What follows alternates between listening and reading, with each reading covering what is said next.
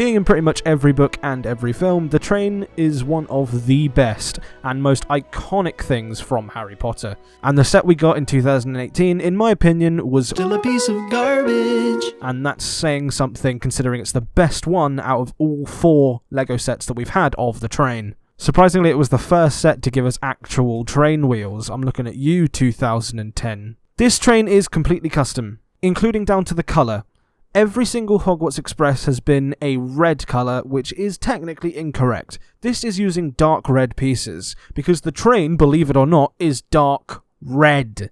I don't understand why LEGO can't get this right. Like I say, this train is dark red and was designed to be a more UCS variant of the 2018 Hogwarts Express. And as you can see, I'm using the same pieces from that LEGO set, like the 4x4 dish plate on the front and that 2x4 curved piece. I don't know what its actual name is, but it's got the Hogwarts printing on it. I just think this makes the entire set look a bit more professional, and as you can see, I've got the same sticker sheet from the 2018 Hogwarts Express, and I've laced a few stickers around the model just to make it look a bit more official. That set and this set consist of the same piece count, and honestly that wasn't really planned, it just so happened to be the exact same amount of pieces. However, this is only the train. That set originally when it came out was £75, meaning that mine will cost the same amount, give or take a few pounds for the different coloration in pieces.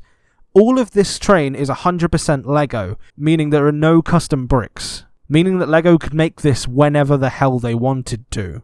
But the only time I've heard of LEGO actually doing what the community wants is releasing a 501st Battle Pack. Now, something I want to stress mainly on this video is the fact that this is a UCS style minifigure scale MOC, meaning that it's in scale with your Harry Potter minifigures. This fact was really important to me. The fact that every single LEGO train, apart from maybe the Crocodile Locomotive, has been minifig scale. Even the Emerald Knight, which was a brilliant train, was slightly oversized in my opinion. So trying to keep this thing consistent with minifigures was my #1 goal, is they tend to use these terribly made, one molded piece buffer set. And if you don't know what a buffer set is, Google trains. I've used bricks, because generally brick-built things are better than just one single molded plastic piece.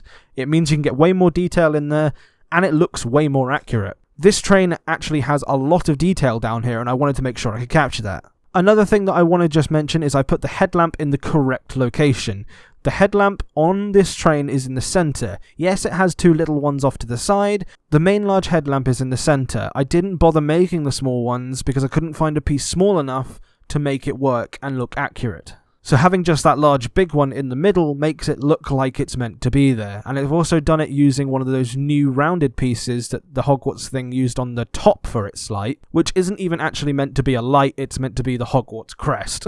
Unfortunately, I'd pull mine up to show you, but I destroyed it to try and make this model. At least to my knowledge, it's using perfectly legal LEGO techniques, meaning there are no bricks that could potentially be stressed. As I said before, this train uses 100% LEGO, which means there are no Ben Brick wheels. Now, if you don't know who Ben Brick is, I think his website's Big Ben Bricks, but he makes LEGO custom wheels and they look amazing. The problem is I wanted to make this 100% LEGO, so even though these wheels are technically less accurate to the actual model, the proportions still work out okay and it not look stupid for it to actually use 100% LEGO wheels. And I wanted to make it so if anybody else wanted to make this model, they didn't have to spend £20 on a set of 4 wheels. Come on, dude, I know they're injection molded, but Jesus Christ, they're expensive. If anybody else knows a cheaper way of getting those wheels, please do let me know in the comments. It also uses a new design on connecting rods that I haven't seen before. These connecting rods do not lock up.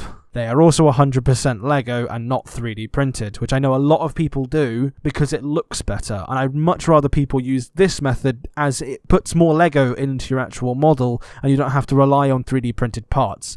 Yes, you can't get the connecting rod going from here to here, which you would be able to do with normal 3D printed parts, but in my mind using 3D printed parts to improve your LEGO MOCs just is a kind of cop-out and I don't like doing it. Nothing against the people that do it, I'm just not one of those people. The connecting rod consists of a flex tube connected with those new 1x1 studs with the little bar on them that are connected via those new LEGO hand pieces that accept the rods. I don't really know what they're called, but you guys can see what I'm on about here. And in the center there's just a normal grip hand. Moving on to the interior, because all decent UCS sets should have an interior. You can see I've added a firebox and a couple of pull handles to show that the train is maneuverable. You can see the firebox has functioning doors, and there are a few fire elements in the firebox to make it look like it's actually on fire. I one day hope to put an LED in here to make it look like it's actually glowing, but that's a whole other video for another day. A minifigure cannot fit in the cab, however, there has been no minifigures, as I'm aware, released in any of the sets. But there are some handles here in case you wanted to put some minifigures on it. They can sort of swing out the sides and you'll have absolutely no problems displaying a minifigure in the train. You just won't be able to put them underneath the roof. There is no way of getting a motor in this train. Moving on to the rear of the train, and I'm just going to do a little spin around here for you. Now, I filled the bucket with 101 loose studs that are black and black metallic dark grey. Just gives a nice shine to it. You could always build a brick built system. It's all just smooth tiles in the middle of there. You can literally put anything you want in here. That's just my preferred method, but the reason I've taken them out is so I can show you the underside of the train. As you can see, here are some of the stickers that I stole from the 2018 Hogwarts Platform 9 3/4 set, and on the back here we have 2 more rods that minifigures can hold on to, and the same brick-built buffer set filled with detail and one of those clip pieces at the bottom. As you can see, I've got some chains down here to connect up any sort of passenger car that you've made. I've built a passenger car, I've just not built it yet as these bricks are really expensive to actually come by considering their colour. As for little details on the side here, because I didn't want it to just be a flat surface, because the 2018 surface is made of a horrible curved brick piece that you can just tell is LEGO being lazy, and I didn't like that, so I put these nice handlebar pieces, which again are very expensive in this dark red piece because not a lot of sets have them, and I added some greebly detailing at the bottom to make the wheel set look a bit more substantial, as the LEGO tender wheels aren't very good. As for the underside of the train, it's actually a really clever design, and it's a design that went through about 3 different changes to try and get to work. This train can go around every style of LEGO rails, and here is why. I've got a nice 1x2 Technic rod at the beginning here. Now, this is a design actually stolen from the 2018 Platform 9 3/4 set, where the wheels can turn a good 45 degrees in one direction, and that's due to this 1x2 pivoting in 2 different places. It's a really good design, I really liked it, so I stole it for this. As for the middle wheels are fine to go around conventional LEGO corners anyway. The 2 wheels on the outside are the flanged wheels, and the one in the middle is not flanged. If it was flanged in the middle, you wouldn't be able to go around normal corners or points. Having the rear wheels this far apart means you can't go around conventional LEGO corners, as they're really tight in this formation, so I had to make the front wheel pivotable. This is probably the bit that's undergone the most changes out of the whole digital to real life MOC. And like I say, you can see these chains here that can connect to an eventual passenger car. And it does the job, and it looks proportional, so I'm happy with this wheel set. One thing I see on a lot of LEGO MOCs, as opposed to actual LEGO sets, is the brakes. I've added the brakes on this train. It's something that LEGO could always remove, as they're just held on with some bracket pieces, meaning they're not the strongest thing in the world. However, they complete the look in my opinion, so I'm going to keep them there. Another convenient thing that I've done is I've made the whole boiler assembly detachable. Makes it easier to dust. I love LEGO sets that make it easier to dust, where you don't have to take the whole set apart to just dust it. This is honestly one of my favourite LEGO vehicles that I own. And if you guys are interested in building one for yourself, please do let me know whether you would want to see instructions made. There are not instructions at the moment. However, this is one of those projects where if you guys want the instructions, I will release instructions for it. It may take me a while to release them, but I will make them. As I've got the digital file, it would just be a case of going through and making the instructions for PDF. Future plans for this model, I want to create a similar base that they have on the crocodile locomotive. There are a few modifications I want to do to the train, so like I say, I won't be making instructions till I've done those modifications. I would love to be able to make a custom sticker on a plaque similar to the one on the crocodile locomotive, so if anybody knows where I can do that kind of thing, again, put it in the comments below.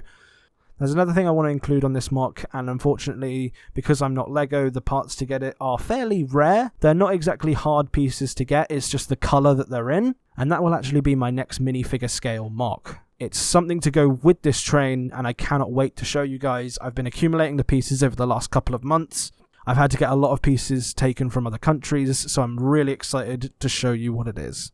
If you guys have really enjoyed this video, I would greatly appreciate a like and a sub. Obviously you don't have to, but it's one of those things where if you want to keep up with my models and my LEGO ideas, recommendations and opinions, please go ahead and hit that subscribe button. I'm no LEGO designer, but I am pretty proud of this MOC, and I'm proud of a few other MOCs that I have coming up. I would love to go bigger and better with these kind of MOCs, but I won't be able to do that without encouragement from you guys. I mean, I eventually plan to make an entire 9 3/4 platform, but that's £500 somewhere down the line, and I can't envision that right now. So if you guys would like to see something along those lines, please do go ahead and comment below. If you guys are interested in seeing some high detail pictures of this model, please go ahead and follow the link below to my Instagram account, where you can see nice high quality pictures, and also drop us a follow over there. But I think that's it for this video. If you have any questions, I'm happy to answer them. Again, put them in the comments on here and Instagram. Like I say, a version 2 of this video will be coming in the future. I just don't know when that will be. So if you have any questions now, please do put them below. I will answer them best as I can. Follow the links in the description. Have a bit of a read, comment below, and I will see you guys in the next video. Goodbye for now.